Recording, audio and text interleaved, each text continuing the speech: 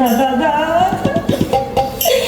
পথ থেকে একটা কুকুরের বাচ্চা কুড়িয়ে এনে বসেছিলে, সেই কুকুরটার লড়ে চাপা পড়ে মারা যেতে কেঁদে ভাসিয়েছিলে তুমি।